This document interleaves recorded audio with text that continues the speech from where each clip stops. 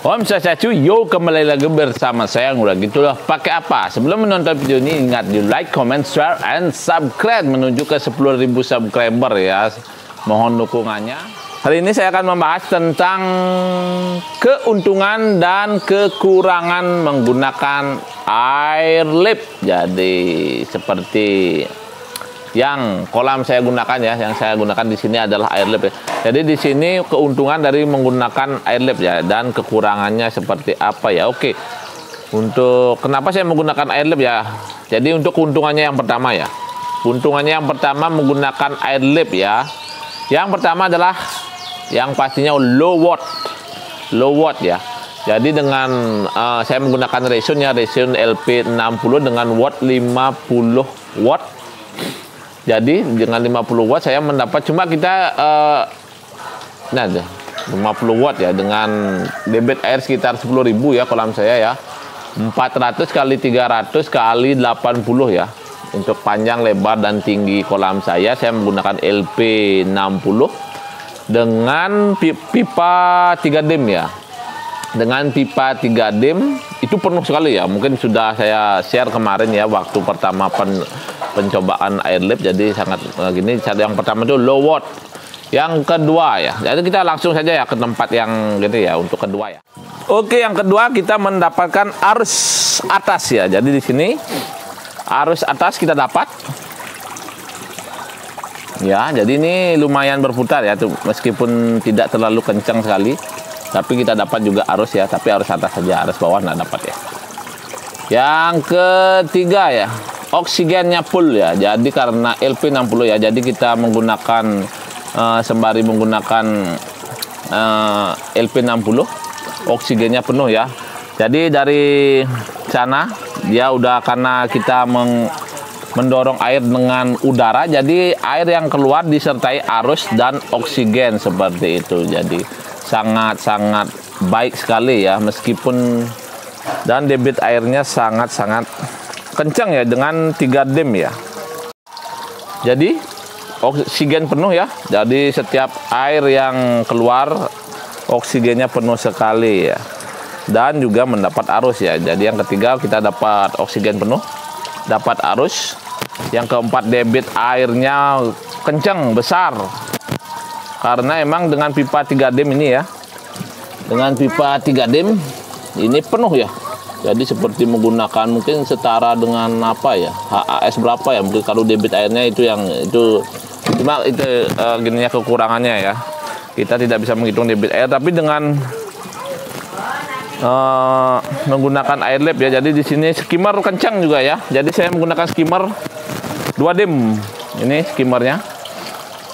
Ini masuk ke chamber 1 ya. Jadi dengan menggunakan air lip, skimmer pun kencang ya.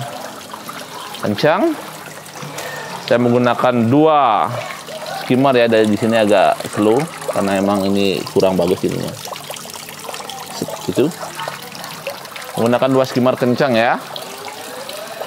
Selanjutnya yang keberapa ya? Kalau kelima ya. Jadi kita bisa membagi oksigen di seluruh chamber ya.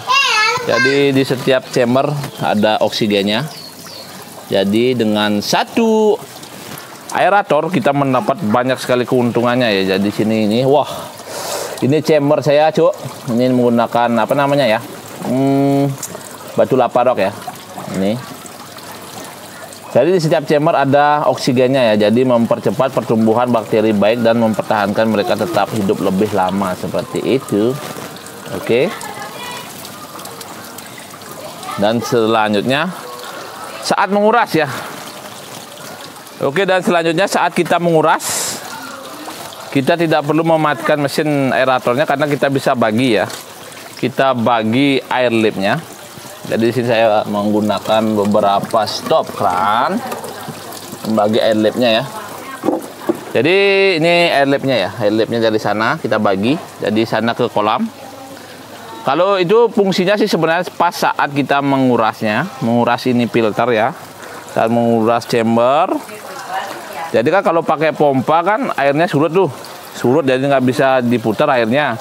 Jadi saat menggunakan air lip, keuntungannya kita bisa membagi ya. Jadi tidak perlu mematikan aerator, kita tinggal membawanya ke kolam. Ini ya, kita tinggal putar saja gininya, apa namanya itu? Stop kerannya. Dan di sini sudah mati ya.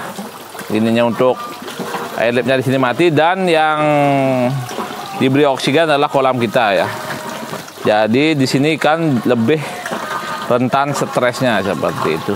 Itu karena ya apa tuh uniringnya kelepas ya kemarin ya, belum saya perbaiki, belum saya pasang lagi. Jadi saat kita nguras, air tetap dalam posisi aman ya, karena memang di sana kalau ada sebenarnya itu ada uniring ya, cuma lepas ya. Jadi kita tinggal buka yang di sana saja dan tutup air lipnya. Jadi tidak perlu nutup air lip sebenarnya. Tinggal buka itu aja. Dan oksigen saat menguras kolam. Saat menguras kolam kita tidak perlu mematikan aeratornya, dan ikan pun tidak stres seperti itu ya. Itu dia keuntungannya ya. Dan kalau sudah selesai menguras dan chamber sudah penuh, kita tinggal menghidupkan kembali, menutup kembali stop keran yang ada di saluran ke kolam seperti itu. Banyak sekali keuntungannya ya. Jadi dengan satu mesin aerator LP60 kita mendapat banyak sekali keuntungan daripada pompa seperti itu ya. Cuma satu saja ya, mungkin dari air lip yang saya gunakan satu saja yang kekurangannya, yaitu tidak bisa naik ke tebing ya. Jadi di sini kalau Anda memang kolamnya kolam tebing, tidak bisa kita mengangkat air lipnya itu, karena memang air lip harus setara dengan air kolam seperti itu. Tapi untuk oksigennya itu ya berani saing lah. Jadi di sini saya menggunakan tambahan pompa ya. Jadi pompa ini saya gunakan hanya untuk saat saya ngopi. Mungkin saat saya ngopi ataupun bersantai ya. Bersantai di kolam. Ini saya menggunakan Resun. Atman kayaknya itu. Lupa saya. Atman 2000. Terus wattnya lumayan besar ya, karena emang belum bisa beli pompa baru ya. Terpaksa ini dipakai. Wattnya 40 watt kayaknya itu ya. Resun 2800. Jadi ini hasilnya. Di sini saya hanya menggunakan untuk keperluan gemericik air ya. Jadi karena tidak ada waterfall juga ya, ini caranya saya menggunakan pompa yang sekitar 5.000 lah, supaya bisa kita bagi menjadi 3 ya. Jadi di sini ada 2 lubang pipa ya, 1, 2, dan ke ke tebing untuk percikan airnya 3 jadinya ya. 1, 2, 3 jadi seperti itu ya.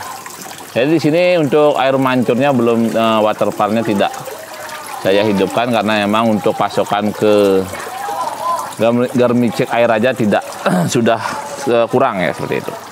Jadi kekurangannya cuma satu saja ya, dia tidak bisa kita tinggikan ya, tidak bisa tinggikan karena memang harus sedatar air seperti itu. Jadi untuk kekurangan air lip cuma satu saja, tidak bisa membuat waterfall seperti itu ya. Ini pakai saya sudah mulai tumbuh. Dan di sini bang, kok kolamnya butak bang? Jadi kolam saya butak. Yang penting ikannya masih tetap sehat ya. Jadi dari hujan kemarin ya, belum dapat backwash juga ini. Kolamnya butak, tak biarin aja ya, karena memang cuaca sangat ekstrim sekali ya. Sekarang panas, kemarin hujan ya.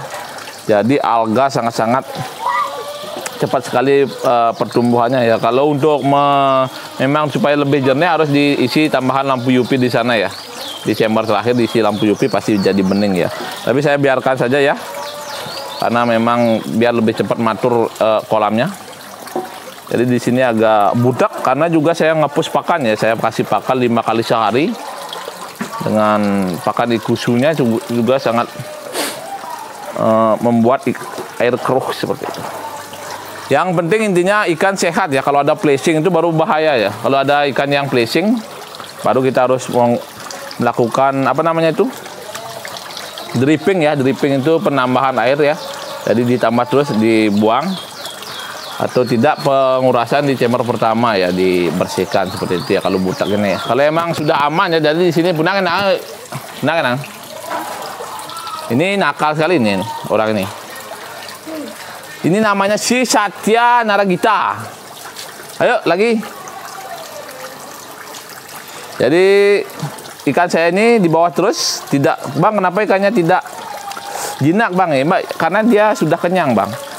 Jadi saya ngapus pakan. Kemarin saya juga yang kemarin punya koi 80 cm bilang, selama ikan masih berada di, artinya mencari kita, berarti dia masih kelaparan. Jadi kita harus ngepus, karena saya disuruh ngepus pakan supaya ikannya berpunuk seperti teman saya seperti itu ya.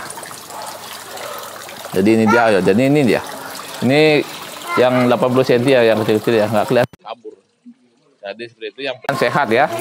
Kalau ada flashing baru ya berbahaya ya, berarti ada sesuatu atau ke tingkat keasaman air terlalu tinggi seperti itu. Harus kita lakukan dripping air, penambahan air terus-menerus, ataupun pengurasan chamber, ataupun bisa juga ditambah garam seperti itu. Jadi seperti itu ya, keuntungan dan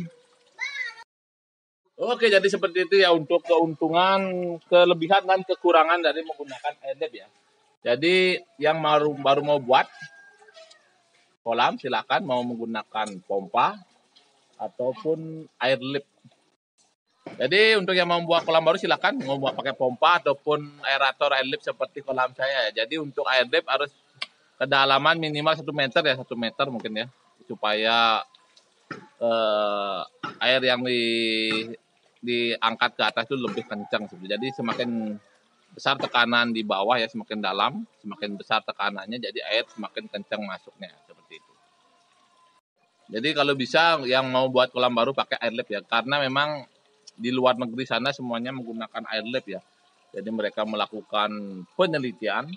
Kemarin juga saya dapat melihat, mungkin ada yang pernah melihat video yang memakai pipa mungkin seberapa itu ya, 10 dem mungkin itu, besar sekali, pokoknya satu pelukan itu besar sekali. Dia memasukkan pipanya ke dalam danau ya, dan menggunakan kompresi tinggi ya. Jadi airnya itu mengeri itu. Mungkin kalau mau menguras danau bisa jadi itu, karena emang luar biasa sekali ya. Dengan watt yang kecil dengan manfaat air yang besar seperti itu. Jadi gampang sekali. Yang mau bertanya silakan ya, Bang. Nanti kolamnya ini pasti banyak yang bertanya, Bang, kenapa kolamnya budak nih? Ya karena memang cuaca hujan, panas, jadi alga sangat-sangat cepat tumbuh ya seperti itu. Tapi yang penting ingat ya, ikannya harus, kalau sudah ikannya berenang seperti ini, jadi dia sudah kenyang.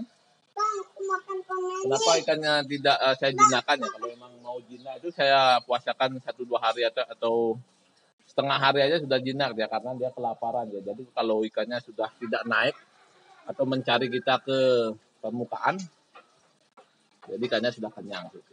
Jadi di sini saya ngepus pakan supaya ikannya berpunuk-punuk ya, seperti onta.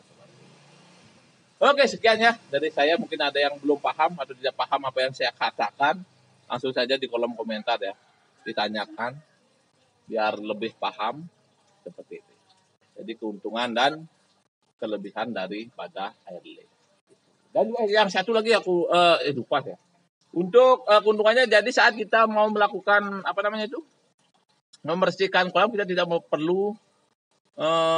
perlu mematikan mesin ya, karena memang tidak ada aliran listrik yang masuk ke kolam seperti itu. Jadi kalau memang saya mau membersihkan kolam saya hanya perlu mematikan mesin yang ada untuk tetesan airnya ya. Karena kan untuk tetesan air menggunakan pompa, jadi ada kabel masuk ke air ya. Jadi karena memang saya ngeri-ngeri sedap ya kalau pakai pompa dihidupkan itu ya. Sangat ngeri sekali ya, karena takut kesetrum sebenarnya. Nanti kalau kita menggunakan pompa, kita masuk ke kolam dalam keadaan pompa hidup, mending jangan ya. Untungnya selama ini belum ada ya, jangan sampai ada seperti itu ya. Jadi kalau kita menggunakan airlip, kita tidak perlu mematikan airlipnya, karena memang yang masuk itu cuma anginnya saja ya. Jadi tidak ada listrik yang masuk ke dalam, apa namanya tuh, tidak ada masuk ke dalam air. Jadi sangat aman sekali ya. Jadi saat kita menggunakan airlip juga kita bisa mandi tanpa perlu mematikan pompa gitu ya. Jadi kalau menggunakan airlip hidup terus nggak apa-apa aja, karena memang tidak ada apa namanya tuh, tidak ada aliran listrik di air. Jadi kalau anak-anak mau mandi, ya kita kasih aja Jadi air tetap sirkulasi, tetap mengalir tanpa ada rasa takut. Oke, sekian ya dari saya. Semoga saja paham.